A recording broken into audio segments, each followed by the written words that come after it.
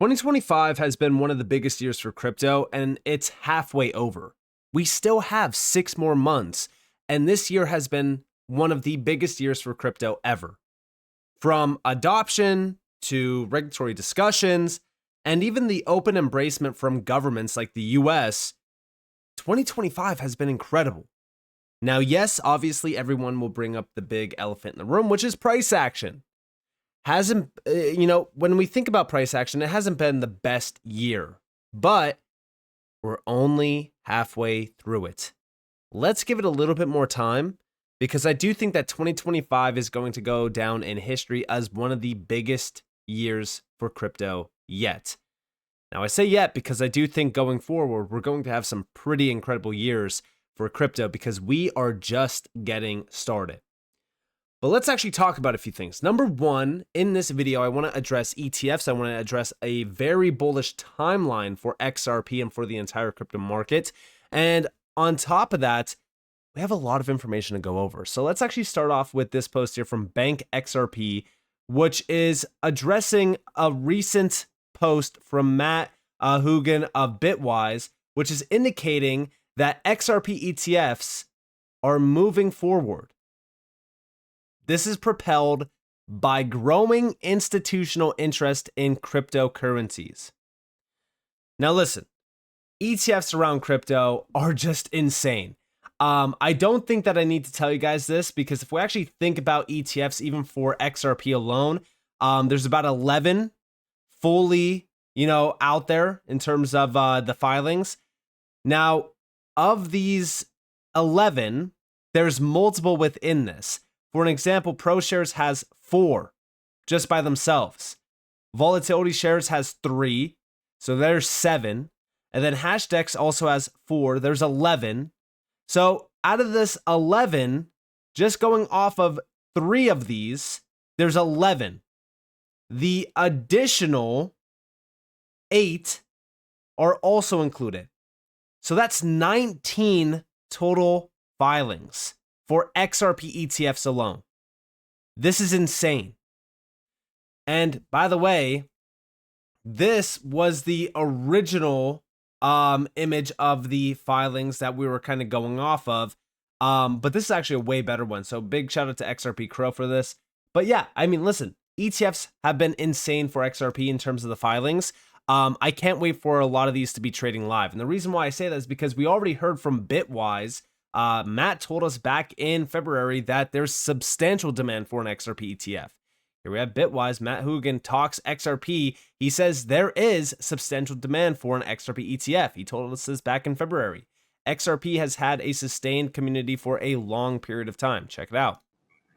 Okay, one more thing before we go. We saw earlier this week that the SEC formally acknowledged Bitwise's application for a spot XRP ETF.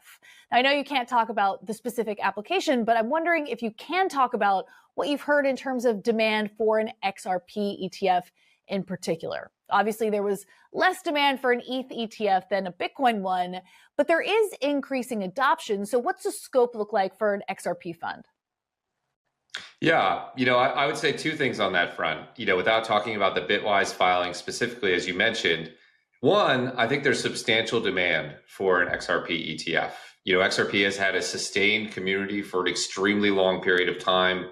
It's an asset that trades significantly on centralized exchanges. I think people would love to find a way to hold it in a simple, low cost, easy to use ETP structure. And I will say the second piece is the SEC is much more receptive to discussions under the new administration than they were in the past. In the previous administration, the door would simply be shut. There was no way to discuss things like staking or in-kind or maybe new assets. I think, and I can tell you that has completely changed. They're much more open to dialogue. So I'm optimistic we're going to see, XRP ETFs, Solana ETFs. I think the killer app in this space will actually be an index-based ETF. I think a lot of people want to just make a generalized bet on crypto, and I'm hopeful we get that at the end of this year as well. So count me as optimistic. So yeah, I mean, obviously Bitwise is extremely bullish on crypto for the rest of this year. And when we think about XRP, it's in every single one of these major discussions. XRP is, it's in the center point, right? It's on main stage. The spotlight is on XRP, and it has been this entire year. Why? Because XRP has been outperforming Bitcoin, Ethereum, pretty much everything in the top 100. And XRP has done an absolute massive amount of work to get to that position. And right now, when we think about the XRP, performance so far this cycle, it's been incredible. Still up almost 300+%. Now, when we think about Bitwise's ETF, it's very significant because this is fully backed 100% by physical XRP as well. You are legally entitled to the underlying XRP, and you can redeem the ETP for the cryptocurrency, alternatively to selling on exchange. So anything around this ETF or ETP, right? It's backed 1-to-1, which is exactly what we want to see. This is creating demand for XRP. This is going to be, a volume driver, which is exactly what every single ETF should be. We do not care about the futures ones. We care about the spot ones. But on top of that, ETFs around this entire space, not just for XRP. I mean, guys, the listings, it's like over 70 or 80 of them now. So TradFi's opening their arms to, crypto in a huge way. Now let's actually talk a little bit more about that, because we just got a big update on the 9th, which was new. NASDAQ files SEC Form 8K confirming proposal to expand crypto benchmark Form 5 to 9 digital assets, adding XRP, Solana, ADA, and even XLM, allowing Hashdex NASDAQ Crypto Index US ETF NCIQ to transition to broader index. The SEC decision deadline is expected on November 2nd of this year, but this is huge. I mean, this is the NASDAQ filing with the SEC, adding XRP and a few additional altcoins, including, of course, XLM, ADA, and Solana to, this crypto benchmark. This is huge. Guys, Wall Street is looking at this space in a big way now. I mean, it's kind of crazy to see where we are today. I mean, go back just a few years ago. Wall Street was silently here. Now, there is so much noise being made from TradFi and from Wall Street, from the biggest financial giants out there. We love to see it. And also, by the way, major companies. This is from the National Cryptocurrency Association. Beyond the crypto headlines, major retailers and institutions are building crypto infrastructure, payments in minutes, business settlements overnight, lower fees for small merchants. The most exciting crypto news is also the most quiet. Here we have some of the major companies building blockchain. Look at this. Payments. Look at all the big players there. Enterprise, institutions. Guys, they're all here. They're lining up. It's only a matter of time until everyone is using crypto in some way. I've said it many times over. We are going to see crypto completely change everything around us without people even realizing what they're using. Because names like Facebook or names like Amazon, for example, are going to be utilizing DLT rails and blockchain, and you're just going to see the front end, right? You're going to see things changing in a way that, oh wow, payments are going through almost immediately. The fees are so much, less significant. And you're just going to see the benefits, but you're not going to see the back end stuff, which is, payments moving through XRP, for example, or, things tokenized on chain moving extremely efficient. So this is where I see everything kind of headed. And, 2025 has been a huge year for all of this stuff to actually happen. Now, let's talk about the timeline, okay? So a recent post got brought up to my attention, and it was actually posted by ConG37. Key dates in 2025 for XRP ETFs, ISO 2022, crypto coins, and stablecoins. Don't miss this overview of the most important developments 2025 affecting XRP, stablecoin regulation, cross-border payments, and more. Let's actually dive on into this. Number 1, June 16th. So we're coming up on this. So this marks the end of the 60-day pause granted in the Ripple versus SEC case to explore a potential settlement. If no agreement is reached or no status update is filed by then, the appeals process will resume. July 14th, also very close. USA Fedwire Funds Service ISO 22 migrations rescheduled for July 14th, 2025, giving institutions more time to prepare. Then summer and fall 2025, Genius Act USA. A final congressional vote on the Genius Act is expected. This will depend on reconciliation between the House and Senate versions of the bill. Both bills are focused on creating a clear regulatory framework for stablecoins. September 30th, USA. All U.S. federal agencies must stop issuing paper checks and switch to electronic payments, including direct deposit and real-time methods where possible. Executive order, modernize federal payments, encouraging real-time options.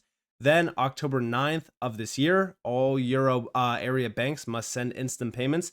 Fees must not exceed those of regular SEPA transfers. Then, October 18th through the 19th, Ripple XRP. The SEC has a 240-day deadline to decide on the Grayscale XRP Trust and the 21 shares core XRP Trust ETFs, with deadlines on October 18th and 19th, respectively. November 2025, SWIFT. All financial institutions using SWIFT for cross-border payments must fully adopt ISO 222. Only ISO 222 will be supported for SWIFT cross-border payments. MT messages will be discontinued. End of 2025. By the end of this year, ISO 222 is expected to become the global standard for financial messaging, covering 80% of the world's transaction volume and 87% of the total transaction value. So yeah, we have some pretty big dates upcoming. And by the way, to focus on that Genius Act, remember that this is the week that we are apparently going to see this set to pass. We heard it from Senator Loomis. Is she just, promising us the world without delivering? Probably, but they're talking about this being, the case this week.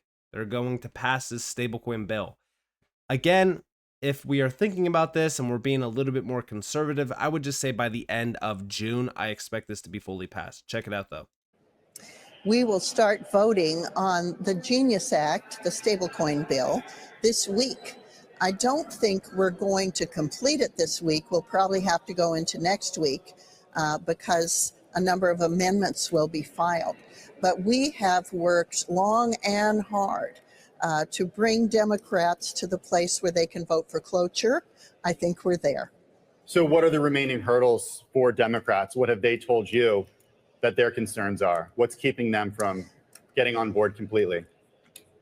Well, we have generally agreed to many of the amendments they wanted. There were concerns about illicit finance. We've addressed some of those. And we're just waiting to see what amendments are filed by both parties as we move the bill to full consideration on the floor of the Senate. One of the things that I'm looking for is whether the Durbin-Marshall bill, it will be attempted to attach to the stablecoin bill.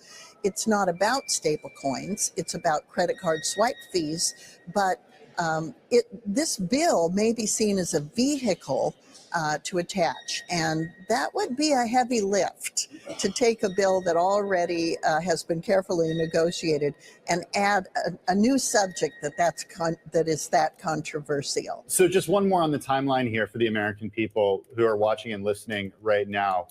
In your view, what sort of week or month could this bill actually become law?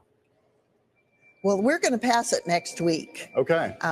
And so it will provide new markets for U.S. treasuries.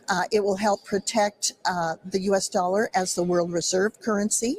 It will provide a way for something like a traveler's check to be used digitally. It's pegged to the dollar, so it's it's a payment stablecoin, something that can be used for payments in a digital format. This is going to create more versatility for the U.S. economy and move us into the 21st century. For the world. So yeah, let's see what happens with this. But if this does get fully passed through and, greenlit into law, think about how big 2025 has been so far. I do think that if this gets fully passed, stablecoin initiatives are going to skyrocket. They already started to. IPOs have started to pop up as well. Institutional grade adoption picking up. Bank grade adoption also picking up in a huge way. I mean, guys, 2025 has been huge. I think that with all of these upcoming dates, with everything happening at the end of this year as well, we are going to start to see some very big moves. And I'm not just talking about price action wise, I'm talking about adoption, regulatory discussions, integrations, planned utilization of the tech. I mean, guys, this space is going to be extremely exciting to be in, not just for this year, but even going forward. Even when we get into the bear market, right? This market is not going to sleep. Technology does not sleep. Yeah, we might see price action affect it 100% in a bear market, but I think going forward, all of the adoption, all of the fundamental growth of this space, that's just going to skyrocket. So with that being said, I hope you guys enjoyed this video. If you guys definitely leave a like, subscribe, turn notifications on because more free content. You guys are more than welcome to follow me on Twitter and join the free Discord in the description below. And with that being said, guys, it's been Nick. Thanks for watching. Peace out.